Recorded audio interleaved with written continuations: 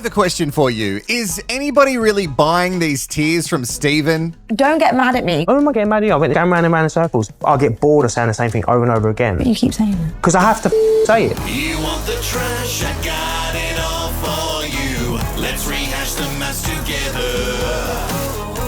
A sassy hole that only speaks the truth. Nobody gaslights you better. Hello, I'm Wilko, and we're back with another Commit Me episode of MAFS UK Season 10. We're up to episode 11. In our little love lab rat maze whip around, everybody's talking about I've got a secret Stephen and his little blow up at the dinner party in the last episode. You know about the tea that got spilled about how apparently 2 weeks before going on the experiment, he slept with a Z-lister. Wow, and he was bragging about it, which is really the issue here, not his previous sexual history. To be fair, I didn't expect Stephen to sort of lose his rag. Divarny is taking ownership for not stepping up for his wife. And Divarny's just chilling next to me, just like, if he'd have just stood up, I feel like that would have meant the world. His actions don't really follow. But anyway, he's using some words again to stick up for his wife, Julia Ruth, when she called on him during the big blow up. And I think sometimes he likes to preach a big game, but then the actions don't match. And Sarah is tray nervous for the big Commit Me, which is, well, it's obvious. I don't really need to explain the reasons, do I? But Dean thinks we just haven't got to see the best parts of Sarah yet. And I'm just waiting for them to pop up somewhere in the edit. I'd love to see them. Where are they? Anita and Paul, I mean, geez, every time they come on the screen, I'm like, are we just going to do the same thing over again? And it turns out we are. Paul is going to talk about how he's sad that they didn't arrive at the Din-Dins together. And Anita's going to be like, well, I just don't want to give him the wrong idea. Because if we arrive together, he's going to think that we're husband and wife. But you are. Ish. I do adore Paul. He's a gentleman. He pulls the chairs out. He puts the chair in. He's very attentive. Anita is praising him, but she doesn't have time, guys. She doesn't have time for this. She's busy. She's got things going. She's 54. The clock is ticking. And Paul just wants to slow things down a little bit. You know, let's get to know each other because, wait, there was a direct quote. He wants her to find the love and compassion inside of him. I take time, don't I? Let's move on with the whip around. And did anyone else notice that the lady lovers are wearing matching PJs? Ooh. I don't think it means anything, but I did notice it. With this look, they've just completely skipped flirting and they're moving on to the 15 years of marriage. Let's just pretend we've been married for 15 years and let's sit in bed and bicker in matching pajamas. Perfect. And I'd love to bring up the intimacy between them and how it's sort of like, apart from a few kisses, not really going anywhere, but I really shouldn't bring up the intimacy. Because I'm tired of hearing about it. And because I'm terrified of Lee, we shall move on. All right, with Grace and Ashley, I'm getting really frustrated because Grace is mad that she has to talk openly about her feelings and her relationship. And I'm like, it's like Stephen, is this thing on, baby doll? This show has been the same. Well, it's gotten trashier, but let's say mostly it is the same. You share your feelings and everything is like recorded and then aired on the television. 10 seasons deep. If you didn't want to work out all the kinks, then why go on a show like this? Not those kind of kinks. No. Well, they were in the BDSM boardroom, so I assumed if there was any lingering, maybe they would have come up then. We obviously also need to check in on Nelly and Stephen, and I can only imagine that, like, with so many couples, they had a chat overnight, and, you know, like Dean and Sarah, like, we talked about it, and we're okay now that the cameras are here. But I'll start. Now, remember, Nelly has a broken rib, and I saw a lot of comments from you saying that it is interesting that she has a broken rib and has been moving around so freely. I guess everybody reacts different to things. My nan, she's broken far too many ribs, but every time she does break a rib, it's very hard for her to get around. I understand that she was considerably older when she broke her rib, but I feel like from people who have broken ribs in the comments, they're like, what is she doing? How's she moving around so much? Curious. When they start bringing up my dating history and who I may or may not have slept with before the experiment started is totally irrelevant to this. Why is he talking about that when he should be checking in on me? Like, why is that even relevant? It's like, back off. That doesn't, I don't think this conversation's going anywhere. Yeah, no shit, it's going around in circles. Okay, pause. All right, so let me be very, very clear with something before we get into this, because sometimes people in the chat, they pop off and they haven't actually heard what I've been saying. It's not a problem who Stephen bedded before he was married, faux married on this television program. Like, that doesn't matter. That's not the issue here. The issue was that he was bragging about it at the pub while, letting off steam because he's got a family member who's sick.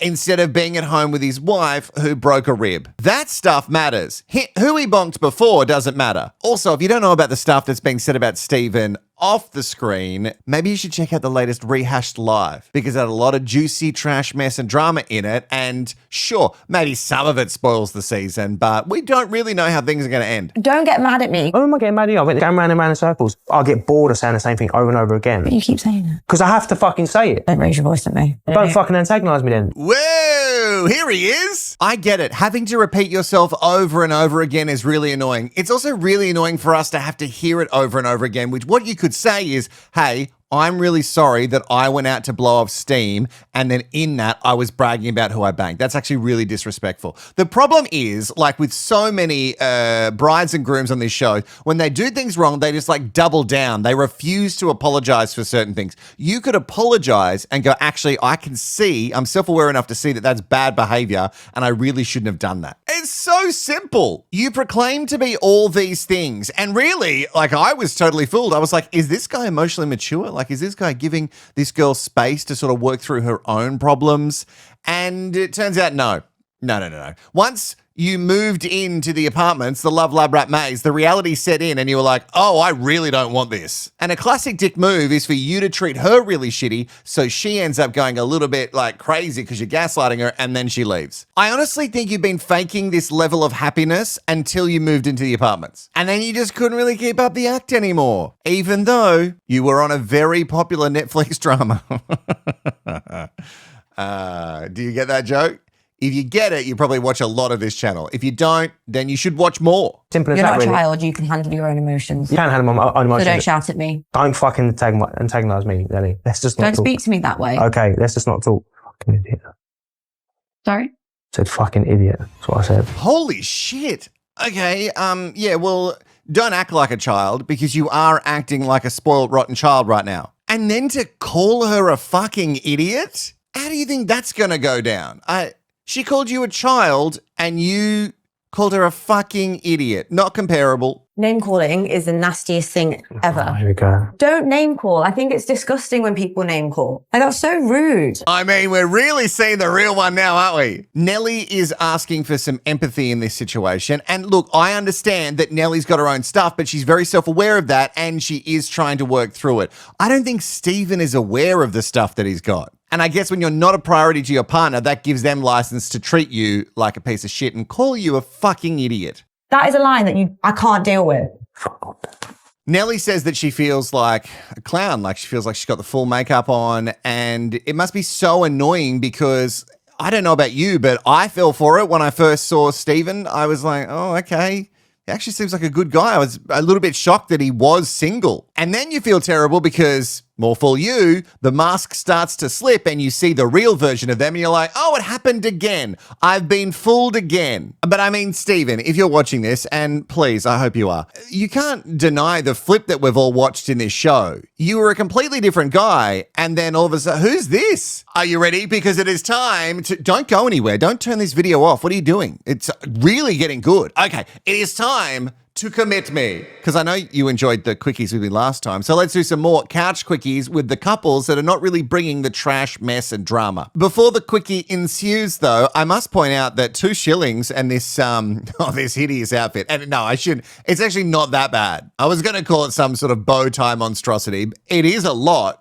But out of all the things that she's worn before, it's definitely not the loudest. A lot of you commented in the last Commit Me ceremony how little she had to say. So I wonder if she's going to make up for it this episode. Maeve and Jim Rat Tats are going really strong, according to the edit. They've even decided to turn up with sort of like a matching outfit vibe look thing, which is, according to Joe, all his idea. Maeve struggles to believe people when they say nice things to her and they are nice. It's a little bit like Nelly, you know, when people are nice to you and then they end up being shit to you, you start to get this complex where you're like, well, I'm just waiting for the other shoe to drop, but Maeve is starting to let it sink in, which is nice. That's why I feel so strongly about it, because she's such a great person. I've just found like, oh God, why am I crying? Wow, he's really overwhelmed with all this. Joe is concerned, though, that he is the fun sponge. And can we note Fun Sponge down as a really great name for a potential gay club that I open? I hope you've been keeping all the names because you know I'll forget. but I have been saying some really great names. Oh yeah, trademark. Trademark Fun Sponge. Fun Sponge does sound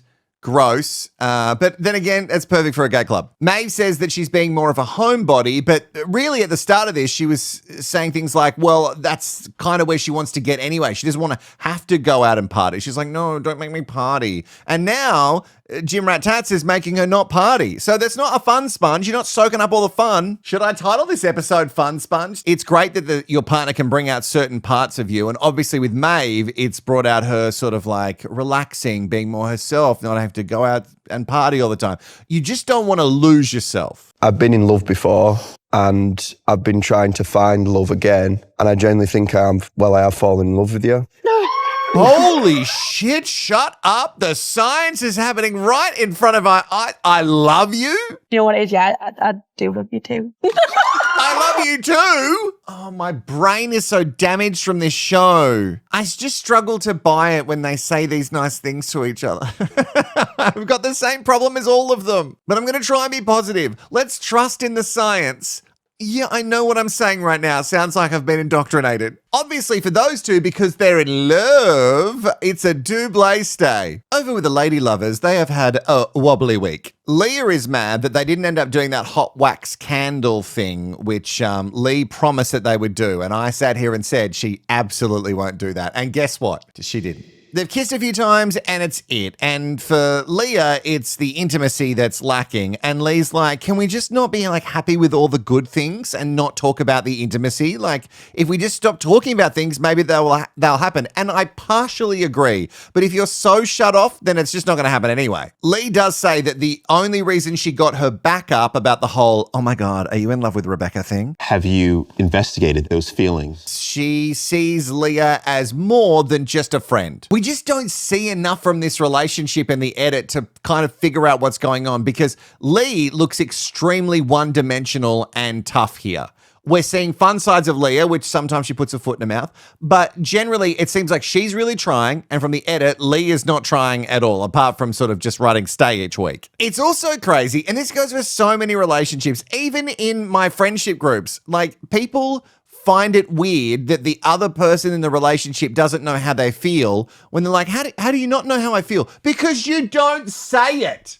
You've got to say, you have to communicate things with your mouth so the other person gets it. No one lives in your head. Once again, it's a double stay. Over with D and JR. I don't understand why he looks so happy when he's headed to the commit me couch. Like this guy's, you know, he's all over the shop. For what reason? Things can't be that good between you, considering what happened in the last episode. They also then say they're both feeling good.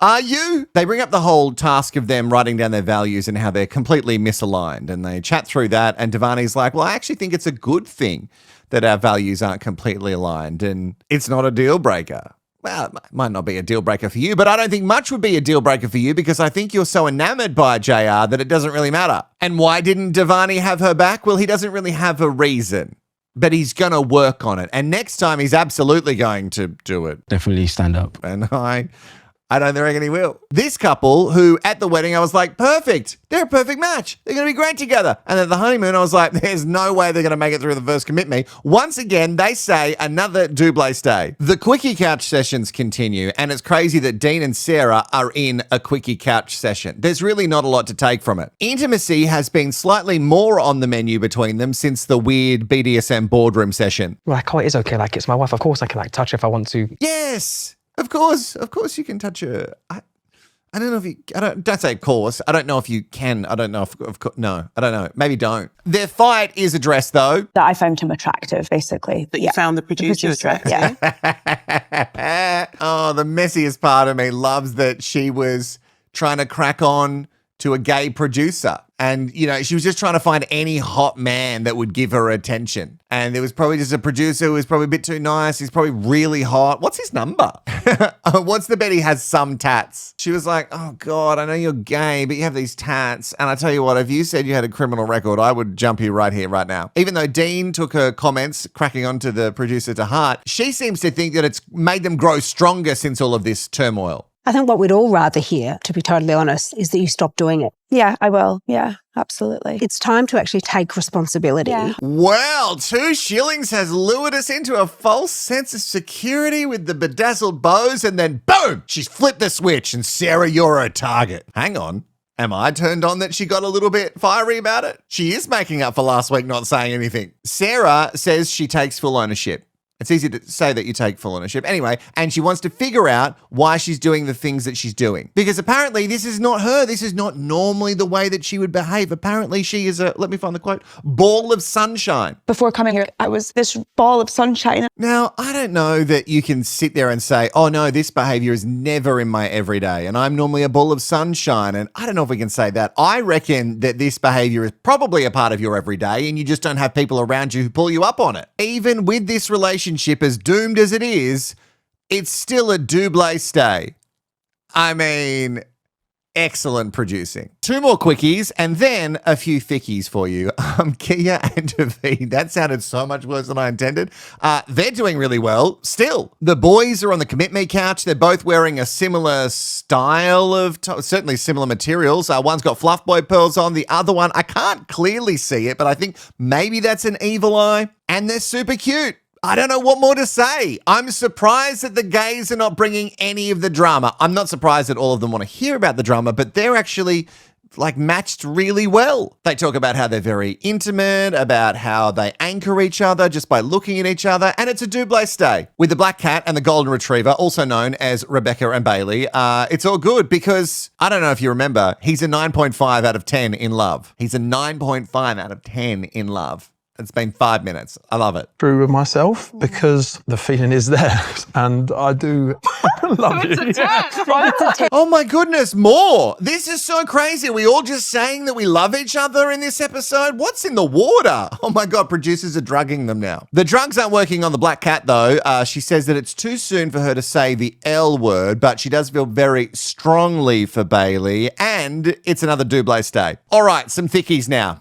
Grace and Ashley, what a time. The physical touch thing seems to be the biggest roadblock. That and Ash says stuff that Grace takes issue with, and I don't think Ash knows exactly what he's saying when he says it, which doesn't excuse it, but I also think Grace is far too reactive. Apparently, though, they do have proper intimate moments. It's just like, it's very hot and cold. I would love to keep it completely private, in the house, lock the door, seal it up between us. Grace is also still worried about any of this being brought up for group fodder, and I'm like, again, you're on a show, baby girl. This is the show. She shares this story about her and Ash and how they were eating out, and then Ash got the bill. She gets really overwhelmed with anxiety after it because now she feels like because Ash has picked up the bill, she feels like she has to sort of pay for it in ways. You get what I mean? We had spoken about like a contraceptive that we might consider using at some point. I said, maybe we should look if they have it. We bought a contraceptive. I go to bed. Ash, what about me? After the day we've had, you should want to. Yeah, so there's this quid pro quo apparently. He, dinner and a show, he pays for that, and then he gets another show for dessert. So they go and they buy what I assume is a condom, and from that moment on, it only gets worse because apparently Ashley is saying things like, you should want to do it. And is he really saying things like that? And if he is, why don't we just sort of gloss over that? Because it feels ick. I'm annoyed at myself for getting frustrated, but I couldn't help it. Okay, so he didn't plan sex, but then a condom was purchased, and then it was in his mind, it was planted there that he was definitely going to have sex, and then he didn't get sex, so then he was frustrated because he didn't get sex.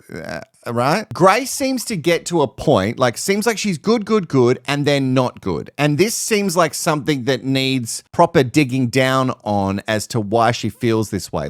I understand that everybody has different levels of intimacy and how I've just touched myself, and how much they like to be touched or not touched. And some people feel very smothered by all that stuff. But it seems like sometimes it's really okay and sometimes it's not. So I feel like that's more of a Grace and a therapist issue to dig down on why this is happening. Ash is also apparently giving his Ash version, which is more complimentary to him. Which I think everyone kind of does to an extent. Everyone tells their version of something that makes them slightly look better, but it does make it very murky. Is Ash a bit gaslighty and trying to convince Grace that that's not how things played out? Or is that just truly how he sees it? Grace has huge roadblocks. That we cannot deny. But I'm questioning Ashley more and more each day. Like, does he have more red flaggy moments and we're just sort of missing them because Grace is seemingly, according to the edit, quite difficult? Each week, they're just going in circles. It's like the same pattern repeated.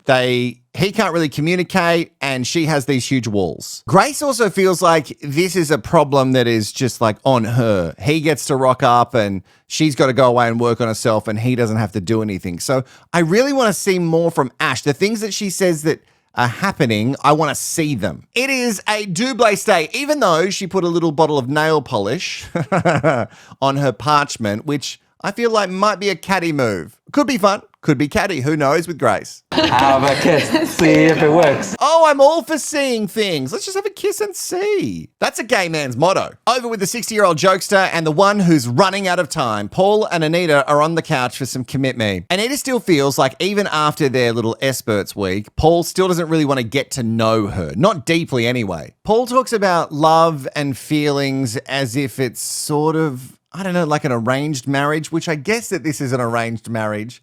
But it seems like that's what he was looking for. Someone who was just going to be, well, we're together now. And that's it, because we just got TV married and we're together and you're just stuck with me and we have to sort of work it out. I think he just thought that he had all this time because, like, it's a contract and she can't really get out of it. He does admit, though, that he's been sidetracked and development, the lack of it has been on him. He should have been more vulnerable and he hasn't been. There's not been a lot of depth. Maybe he wasn't brave enough. Hang on. I know it's early in Australia when I'm watching this air in the UK, but is this growth from Paul or have I not had enough sleep? Paul agrees that Anita is there for love and he says that he kind of came there to find himself and he didn't realize that until he kind of found himself a little bit this week. I don't think truly Paul has actually been ready. Okay, I'm going to say it, and this might be controversial. I'm kind of proud of Paul for having a growth moment. It's tough for a man of any generation, let alone a man of a certain age, to have some growth and to have some self-awareness and some emotional maturity. It's tough. I've decided to leave. Well, okay. Well, that checks out. You know, she wanted to leave last week. She's leaving this week. It does actually get really emotional, though, when they're on the couch. It feels like they've built some sort of connection. Great respect. Back to the golf course, Maeve. And obviously, Paul talks about his one true love, the golf course. The golf course will never turn on him. Actually, no, all my friends who play golf, they talk about the golf course as if it's like their love, but also their worst enemy. I think, honestly, with the MAFS science going wrong for any couple, this is kind of like the best outcome that you could hope for. You're walking away from this not completely hating each other, although this is what we're seeing in the edit. It did seem quite like a genuine moment, though. All right, if you're keeping score, that is one couple out of the experiment. But don't worry, the intruder couples are just around the corner. So we've lost one, but we're going to gain 3. So what we're still up to. Now, this is what the experts have been leading up to. Nelly and I've got a secret, Stephen. Nelly says that she really appreciates the support from the other love lab rats. And that would make sense because they're very isolated from their friends and family. And it's good for you to bounce things off other couples to go, hey, am I crazy? Is this crazy? Now, there is a fine line between you shitting on your relationship and you just trying to have a sounding board. She also shares that the argument that they had that we all saw ended in him calling her a fucking idiot. I didn't mean it directed at you. I mean, it's just the whole situation is just idiotic to me. Everything that's led up to it this week is just been so frustrating. And I'm meant to say the whole situation for me is... He said, you're a fucking idiot. No, I'm not buying that shit whatsoever. You called her a fucking idiot because you wanted to call her a fucking idiot. That's how you feel about her, not the situation. She wasn't going to be your little lapdog and you're mad about it because you can't control her, so you called her a fucking idiot. And I mean, 2 shillings. She's back at it again. She kind of comes for Stephen a little bit and I'm shocked and I'm here for it. Stephen says that this version of him is all new. He's never acted this way before. Again, I call bullshit. Totally new to me. I'm a very calm character. I'm a very cool character. I've opened up to Nelly a few bits about obviously my attack when I was 20. I found it very hard then to lose my temper with people. You've had trauma and you bring that into the relationship. Okay, so he's had some trauma. That's very real, but if you have trauma, then it's still on you to go and work on yourself. That's not anyone else's problem. It doesn't excuse your behavior. Stepdad, who's basically raised me, is in hospital. So for me, this week, I've just not been able to think of the marriage. I didn't come home because I was with the guys. That was my outlet. And I get that you have to let the pressure out, but your wife had broken her rib. I'm still unsure as to how she's getting around so easy. But anyway, she broke her rib and you decided to go out with the boys instead of going to support her. I understand you're going through a stressful time, but that's shitty behavior.